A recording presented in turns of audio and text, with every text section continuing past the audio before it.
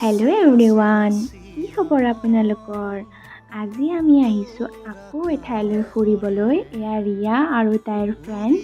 আজি আমি আহিছোঁ, ৰ'ব আপোনালোকে নিজেই চাই লওক আমি ক'ত আহিছোঁ। এয়া হৈছে দাৰাগাঁও। আজি আমি দাৰাগাঁও আহিছোঁ।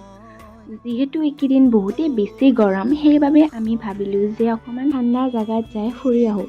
ইয়াত কিন্তু ইমান ঠাণ্ডা নহয়, গৰমেই, কিন্তু যিহেতু পানী আছে, গা চা ধুলে অকণমান ঠাণ্ডা পৰে দিয়কচোন। আৰু এইজনী মোক চাওকচোন।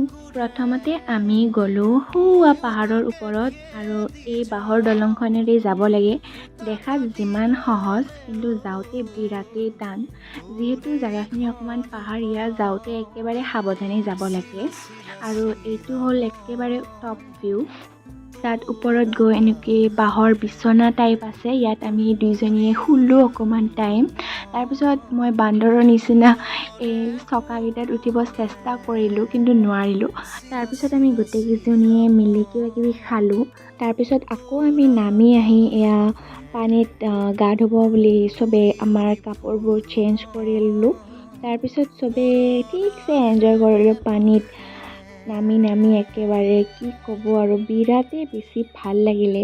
পানীখিনিও যিহেতু ঠাণ্ডাই, গতিকে যাই ভালেই লাগে। আপোনালোকেও কেতিয়াবা যাবচোন। অ'কে, আজিলৈ আহিছোঁ। ভাল লাগিছে যদি লাইক, কমেণ্ট এণ্ড ছাবস্ক্ৰাইব কৰি দিব। বাই।